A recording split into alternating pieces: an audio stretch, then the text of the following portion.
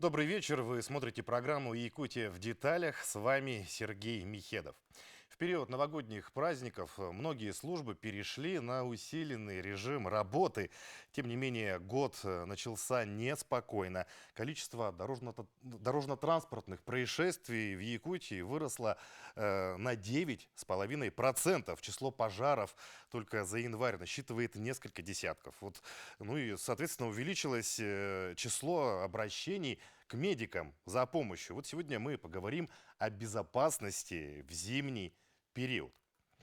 Итак, приветствую гостей в нашей студии. Начался этот год с трагичных событий, да, ряд дорожно-транспортных происшествий был зафиксирован, в принципе, повсеместно в нескольких районах республики. Сколько происшествий, да, с начала года на дорогах зафиксировано? Пожалуйста, Владимир.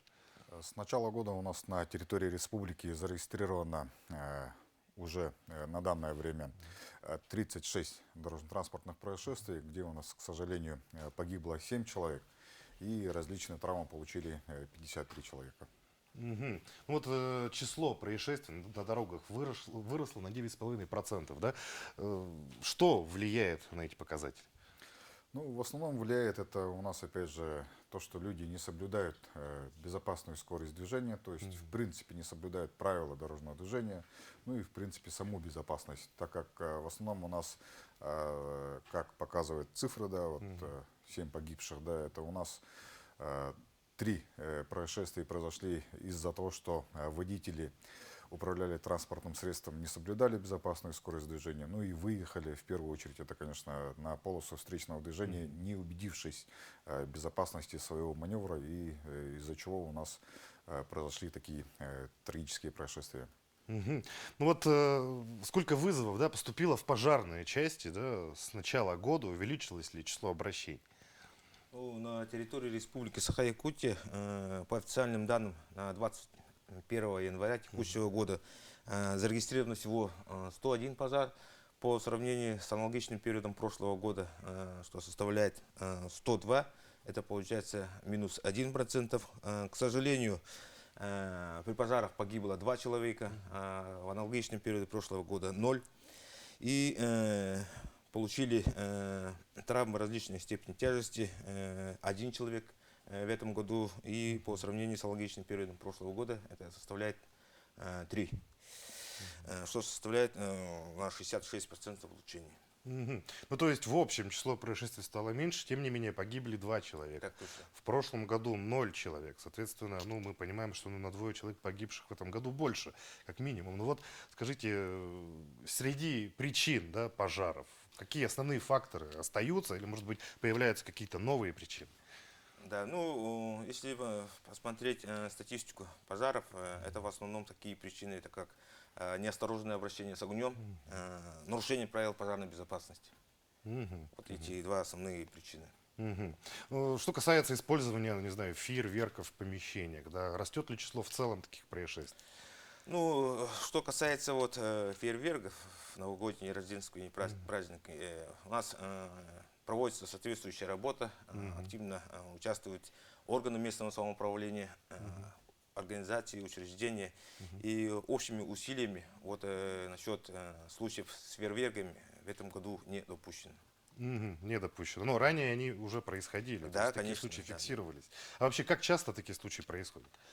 Что касается фейерверков, Да, именно фейерверк. ну, конечно, до этого года происходили такие случаи, касаемые по фейерверкам, именно на дворах они проводят и так далее, и возгорание балконов и так далее. Происходили это в городах. И что касается сельских поселений, это, естественно, сено и так далее, и подворовые постройки. Мгм. Мгм. Но в этом году, как я сказал, допущено не было. Мгм. А вот что влияет на то, что таких происшествий не было? То есть здесь, наверное, в первую очередь профилактическая работа, да? Так точно, да. Ну, естественно, чтобы сходить пожаров, нами проводятся профилактические мероприятия. Я, как сказал, с прошлого года активно проводится работа межведомственной пожарно-технической комиссии, которые создаются на базе муниципальных образований. Туда входят представители силовых структур, работники социальной защиты, образования, здравоохранения и так далее. И как будет активно проводиться профилактика пожаров, тем самым мы добьемся минимизации количества пожаров и последствий от них. Мгм. Геннадий Гаврилович, ну как новогодние праздники провела служба спасения? Много ли было вызовов? С какими вообще чаще всего в это время, да, обращаются якутяне проблемами? Что происходит у якутян в это время? Какие происшествия? Праздничные дни, в новогодние праздники. Наша служба работала, значит, в усиленном варианте. Да, просто так сложа руки не сидели, ребята все спасатели работали. Все те же выезда, которые осуществляются и сотрудниками ГАИ во время, когда ДТП, вот, когда пожары, наши спасатели всегда работают, с ними совместно выезжают.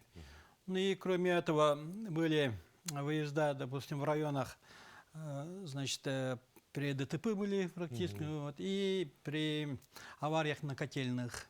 И по сей день, значит, на авариях на котельных наши спасатели работают. Мгм, мгм. То есть вообще аварии на котельных, как часто они встречаются? Мы обсудим это происшествие в нашем следующем блоке, но вообще в целом, как часто происходят такие аварии? Ну, в зимнее время, вот в этом году в Смайском районе было солнечно, вот наши спасатели там работали.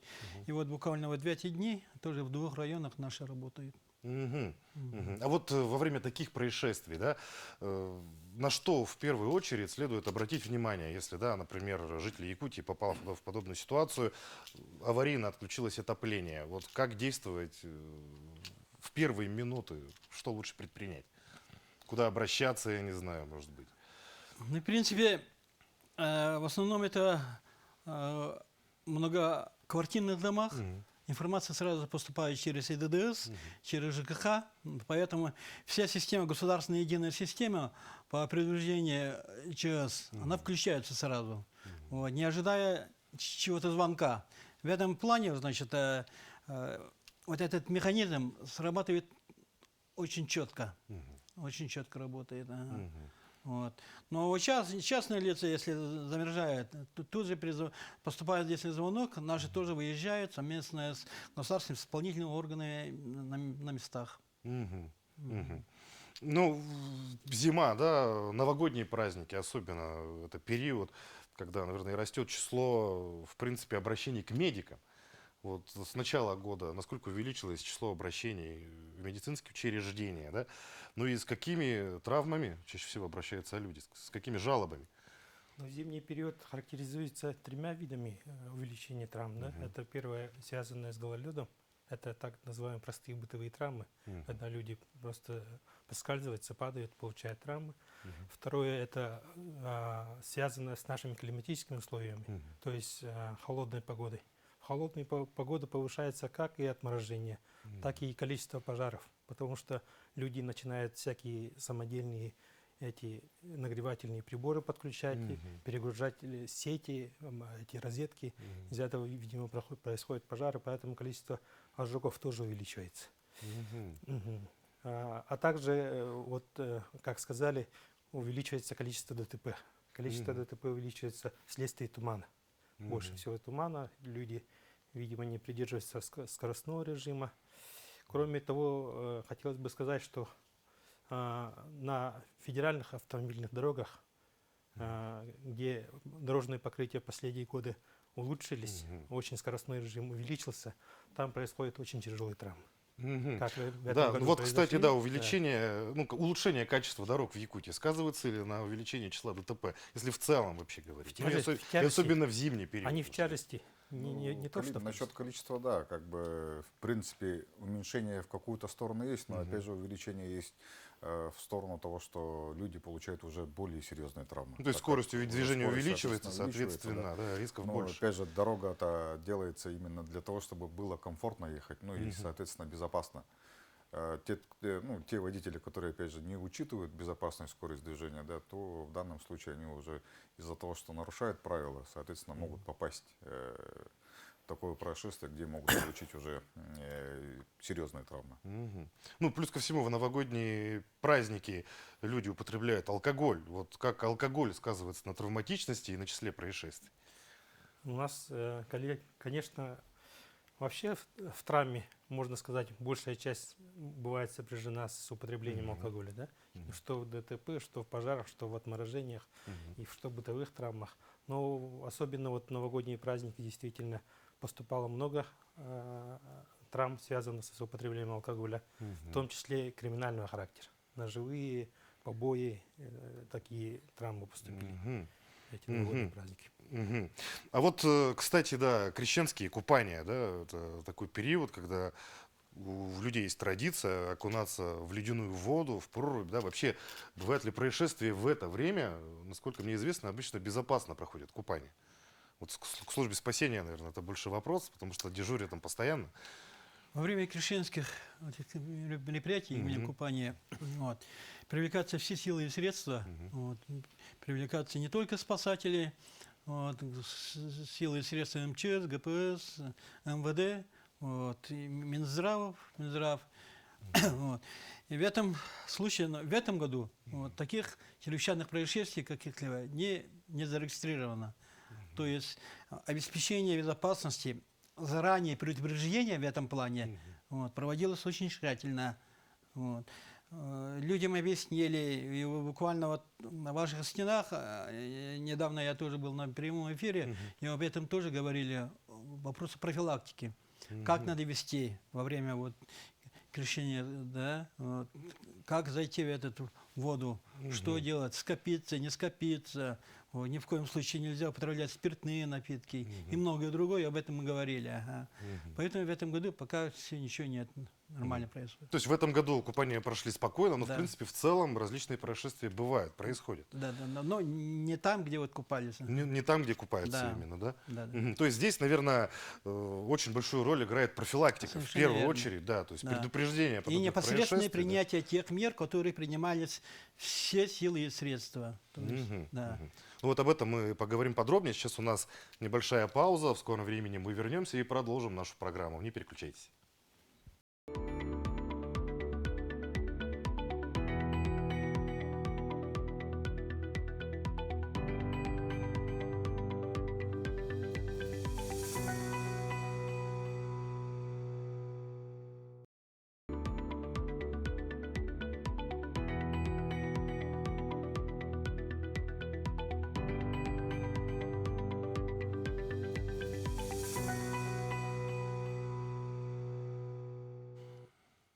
Это «Якутия в деталях». Мы продолжаем и сегодня обсуждаем безопасность в зимний период. Вот в первом блоке мы говорили о том, да, что служба спасения сейчас занимается как раз-таки работой на происшествиях, связанных с отключением работы котельных. Да? Вот в конце прошлой недели чрезвычайная ситуация сложилась в Верхоянском районе республики, в поселке Батагай. Произошла остановка работы котельной «Геолог» из-за падения давления в связи с тем, что в трассу въехал автомобиль и повредил трубу. Вот при возникновении подобных ситуаций, вот как поступает служба спасения? Вы уже какое-то основное сказали, да? Вот хочется здесь подробнее узнать, какую работу проводит служба спасения. Данную работу наши спасатели проводят согласно принятых решений оперативных штабов. Создаются оперативные штабы. Вот. Это и возможно, если оперативный штаб решить об эвакуации, помочь эвакуации, вот, выноса материальных средств, при эвакуации людей. Вот такие меры принимают вот, совместно с остальными силами и средствами. Ну, у нас начало зимы, да, традиционно характеризуется происшествиями на водных объектах. Да. Водители у нас бывают зачастую не терпится водителям, да, они хотят перебраться на ту сторону реки, соответственно, бывают даже провалы, да, под лед. Вот какая у нас работа проводится в этом плане, если брать этот зимний период? Как много происшествий именно произошло с автомобилями на переезде через реку, насколько нам известно, были даже провалы вот, да, под лед. Расскажите об этом подробнее. Зимний период, да, одна из таких вот риск. Вот. И притом, к сожалению, бывает и с летальным исходом. Вот это провал автомашин. Но здесь, в первую очередь, это нарушение правил дорожного движения. Невзирая на имеющиеся знаки, люди выезжают на лед, вот, или несоблюдение тех знаков, которые уже есть. То есть по тоннажу разрешается до 3 тонн, выезжает до 10 тонн. и опять же провалы. Вот. И были случаи, когда выезжали на лед вообще без дна, до того, как вот, ледостав. Только-только ледостав, они выехали. Вот. И, к сожалению, с летальным исходом. К сожалению, с летальным исходом. Вот. Поэтому, в первую очередь, это обязательно соблюдать правила дорожного движения и соблюдать те требования, которые, значит, идут от ГИМСа, то есть Государственная инспекция маломерных судов. Пока они не разрешили выход на лед, значит, лучше не выезжать на лед. Ну вот в целом, да, у нас, насколько известно, проводятся, да, межведомственные такие акции, да, И профилактические. к этому Скажите сказали, вот подробнее. сегодня как раз начинается третий этап всероссийской акции сегодняшнего дня. Начинается третий этап всероссийской акции «Безопасный лед». И вот как раз все службы, в том числе вот все те службы, которые здесь стоим, все проводим, значит, профилактические мероприятия вот, в данном направлении. И не просто это рейды, заключаться в рейдах, но и проведение лекций, бесед, то есть формы, методы разные они. Вот здесь подробнее расскажите, да, какая работа проводится профилактическая, Владимир? Ну, с нашей стороны мы, конечно, совместно во взаимодействии с ГИМСами тоже проводим совместные профилактические мероприятия. Да, это не только, получается, на местах, вот, как вот сказали, да, и также проводятся, опять же, мероприятия в организациях, ну и также проводится работа именно в организациях с водителями, где, опять же, разъясняются все требования законодательства, ну, на данный момент, да, соответственно, где, как и, в принципе, как лучше переехать на ту сторону. В принципе, сейчас уже, наверное, все знаем то, что в большинстве районах, ну и в центральном, да, районе у нас, получается, переправа уже тоннаж увеличился. Ну и опять же нужно быть информированным, грубо говоря, да, и, соответственно, знать, где, сколько, какой тоннаж, да, ну и, соответственно, опять же, не стоит выезжать именно на тех местах, где, в принципе, не обустроен переезд через реку. Ну вот подобные рейды, да, они проводятся ежегодно, да, мы об этом говорим, вот, да, в новостях практически каждый день, о том, что, да, проводится акция «Безопасный лед», мы про нее прекрасно знаем, ежедневно повторяем, тем не менее люди продолжают, да, как говорится, совершать такие глупости и ехать на неокрепший лед, и опять же проваливаться. Вот здесь предлагаю порассуждать, да, может быть, стоит как-то усилить ответственность за подобные происшествия, да, за подобные правонарушения, или, может быть, есть какие-то другие действенные меры, вот, как снизить число происшествий именно вот в начале зимы, когда люди едут на неокрепший лед.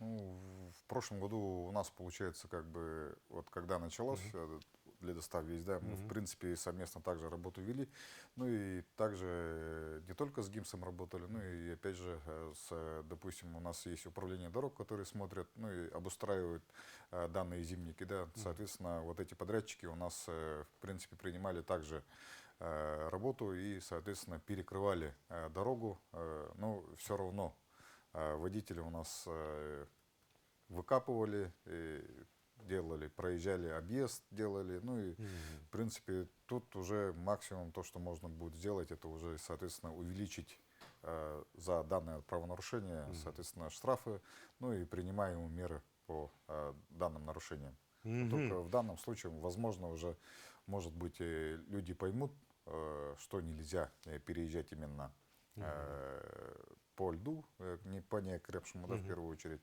и потом уже будут пользоваться уже соответствующими, которые уже ввелись и имеют определенный тоннаж, и там уже можно, в принципе, ездить безопасно. Ну вот также в зимний период, да, увеличивается количество вызовов, да, о выходе из строя автомобилей при низких температурах. Мы все понимаем, техника может подвести, сломаться. Вот что нужно предпринять, чтобы не попасть в подобное происшествие? Ну, в первую очередь, конечно, подготовиться самим, да, грубо говоря, утеплиться, можно сказать. В первую очередь, сами оделись потеплее, да, ну и, опять же, соответственно, в первую очередь, опять же, нужно посмотреть техническое состояние своего транспортного средства. Это, опять же, утеплить правильно. То есть не просто там взять тряпку закинуть, да, но, опять же, чтобы эта тряпка была не горючей, да, соответственно, и также правильно закрыть и капотное пространство, ну и, соответственно, также внутри кабины, да, грубо говоря. Ну и посмотреть все жидкости, которые у нас есть в транспортном средстве, да. Ну и, опять же, напомнить тем, к которому вы собрались, допустим, если вы на дальнее расстояние собрались. Также напомню, что вы выехали, доедете примерно через такое-то время определенное, да. Ну и опять же, если вы попали, опять же, в такую ситуацию, то постараться, опять же, остановить транспортное средство, да, в первую очередь сразу же, да, когда вот у нас, допустим, морозы в городе вроде ощущаются как бы 40-45, и в принципе ветров как бы особо-то нету, так как город, там все препятствия есть, которые ограничивают, опять же, подвижность ветра, так сказать, да. Ну а на дороге это уже будет чувствоваться очень прилично, потому что на дороге, допустим, та же температура в минус 40 будет казаться как будто минус 50. Если есть маленький ветерок, соответственно, машину очень быстро выдует, так сказать, да. То есть тепло очень быстро уйдет, и, соответственно, будете уже очень быстро замерзать.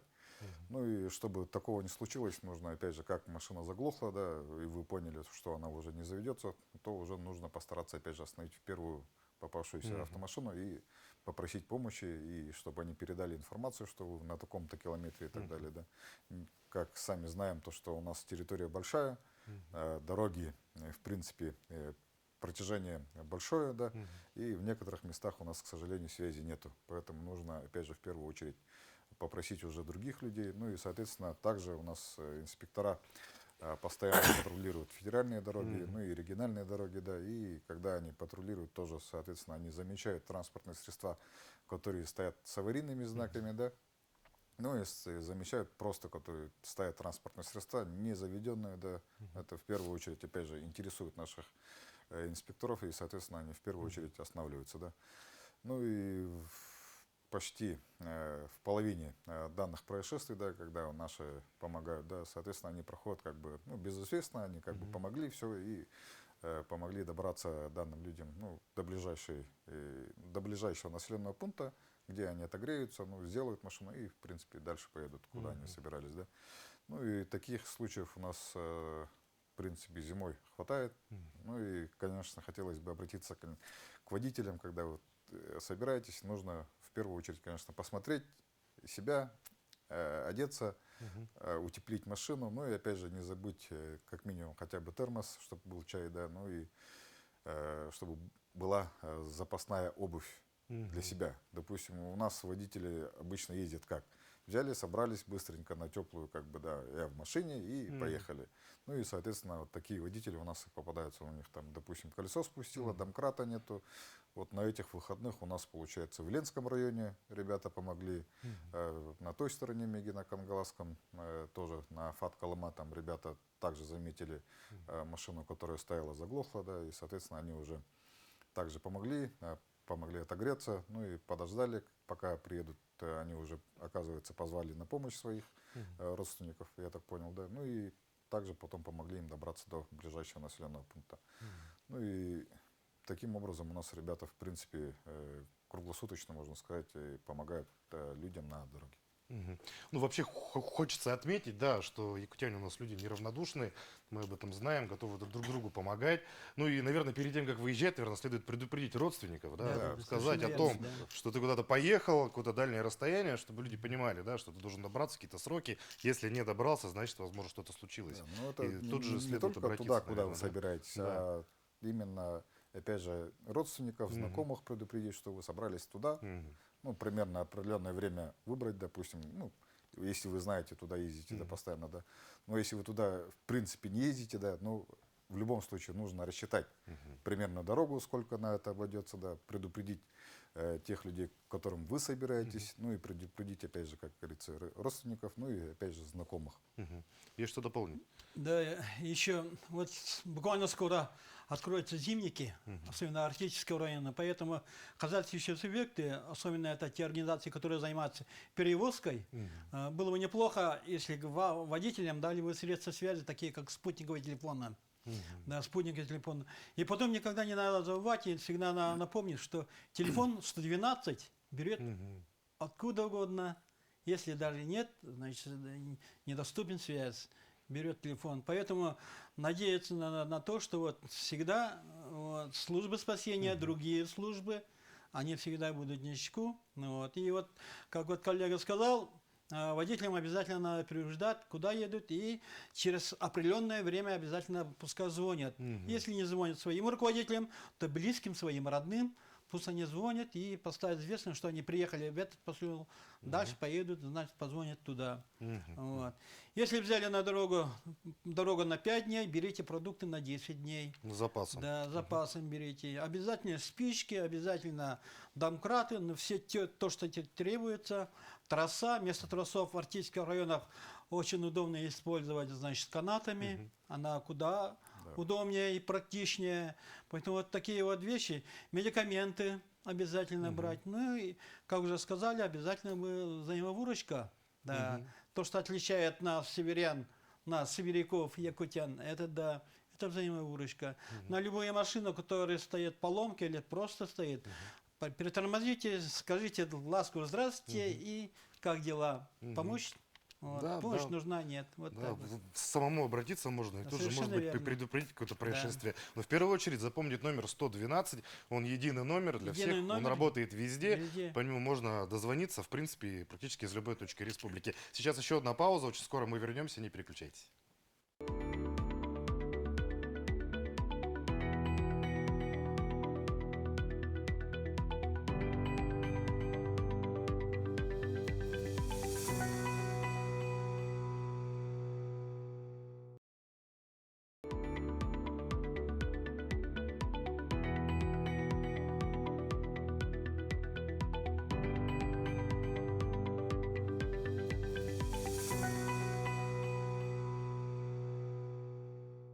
Это «Якутия в деталях». Мы продолжаем программу. Вот, Анатолий Анатольевич, да, до перерыва, в начале нашей программы вы назвали основные причины пожаров. Вот давайте еще раз назовем основные причины и увеличивается ли число пожаров по этим причинам именно зимой. Ну да, зимний период – это особый период, где повышается вероятность увеличения количества пожаров, чрезвычайных ситуаций. Естественно, что касается вот зимнего периода, это у нас в первую очередь новогодние, рождественские праздники. В этот период у нас в подразделениях по всей территории республики вводится режим функционирования повышенной готовности, где приводятся силы и средства до штатной численности.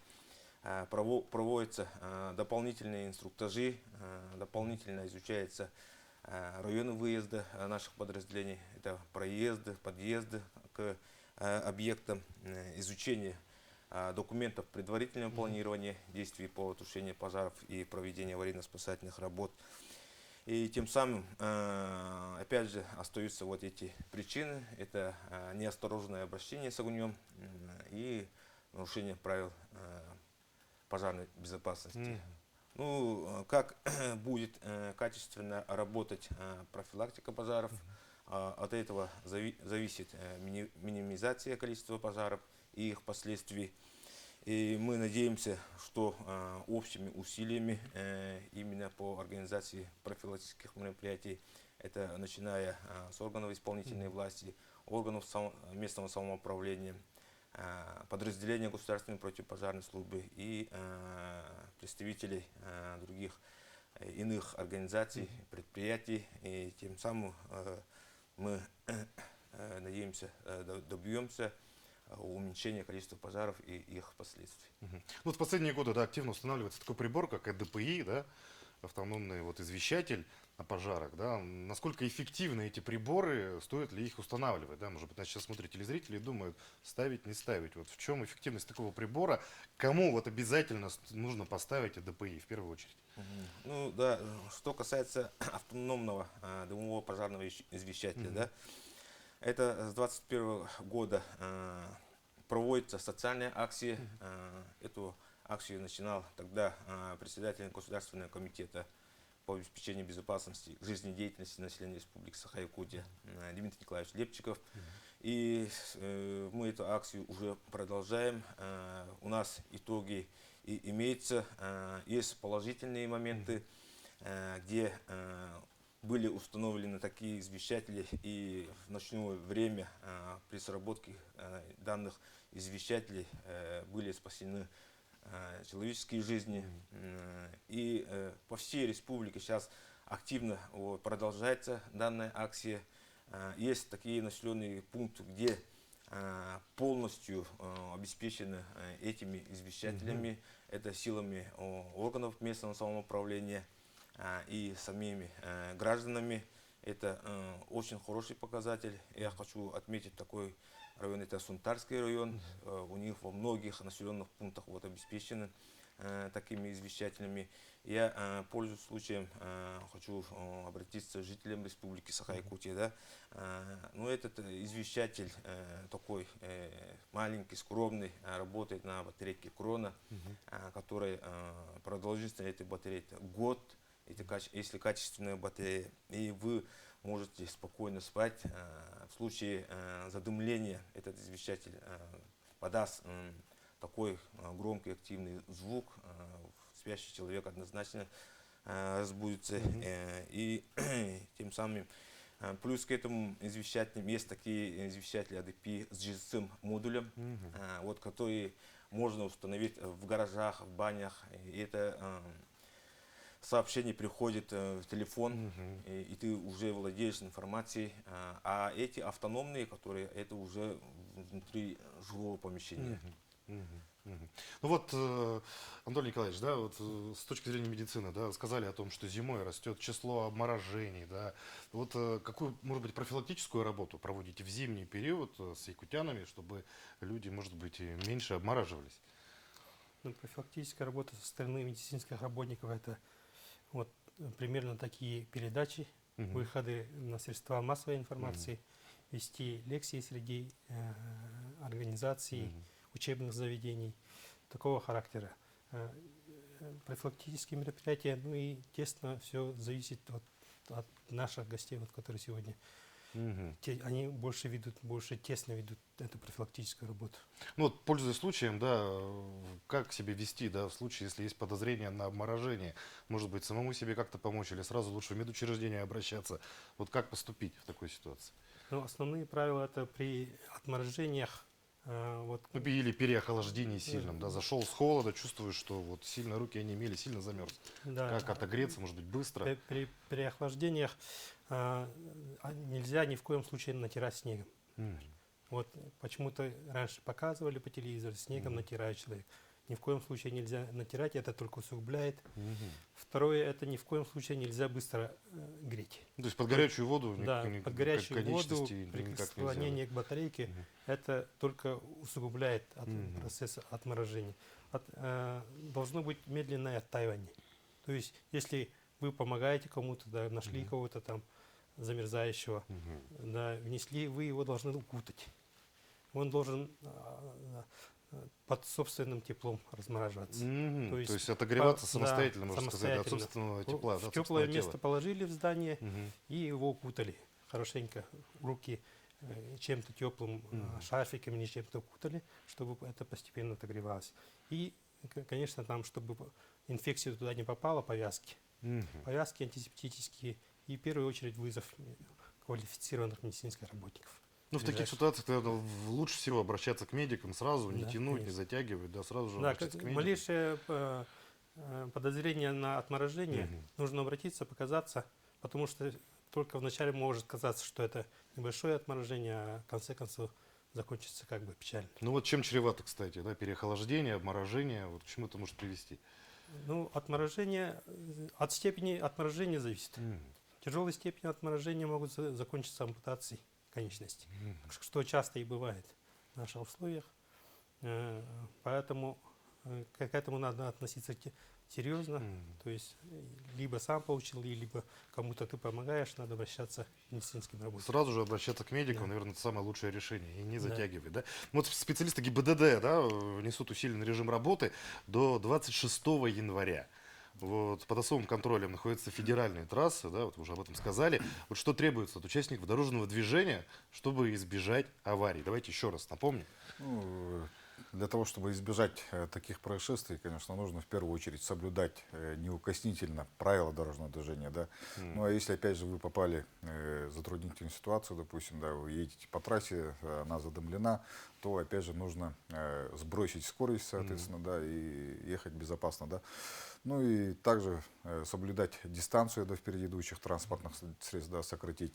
Ну и также сократить именно выезды и резкие маневры на дороге, допустим, да, вот вы хотите, допустим, если обогнать транспортное средство, которое впереди едет, то лучше сперва отстать от него, да, чтобы удостовериться, так сказать, да, ну, в своей безопасности, да, что спереди никого нету на встречной полосе, да, и после этого только начинать уже обгон. То есть, и опять же, желательно дать понять водителю, который спереди вас едет, да, о том, что вы собираетесь сделать обгон, и после этого уже сделать свой маневр безопасно. Ну и хочется узнать, да, какие-то рекомендации, может быть, от службы спасения, как не попасть в сложную ситуацию, как себя вести, может быть, зимой, да, лучше, чтобы не попасть в какое-то сложное происшествие и не стать его жертвой. Ну, в первую очередь, выходя в зимнее время при экстремально низких температурах, это одеться в соответствии с температурным режимом. Обязательно ознакомьтесь с погодой, какая температура. Если собираетесь выехать дальние расстояния куда-то, значит, обязательно, опять же, прогнозом погоды ознакомиться. Какая погода будет встречать вас в том или ином районе. Вот. Ну и те, которые выезжают далеко, вот, обязательно запасные одежду. Это перчатки, варежки, обувь, все что угодно, но в случае чего одеться потеплее. Самое главное, все тепло уходит, 30% уходит через голову, поэтому всегда надо голову держать теплее. В тепле надо держать. Вот. Это очень важно. Ну и тот человек, который, если вы увидите человека плохо, получил оморожение, это вот, как уже коллега сказал, доставить его, помочь, оказать помощь, доставить его в теплое место. Да, теплое место. И ни в коем случае не обтирать ни снегом, ни там водой теплой или еще что-то такое. Вот. И вызывать медицинскую помощь. Обязательно в первую очередь обращаться за помощью, не заниматься самодеятельностью. Да, совершенно верно. Ну что ж, уважаемые гости, большое спасибо, что пришли к нам, ответили на наши вопросы. Большое спасибо за полезную информацию. Думаю, сегодня наши многие телезрители, да, может быть, что-то нового не узнали, но вспомнили и впредь будут вести себя безопаснее, и происшествий у нас в Якутии станет меньше.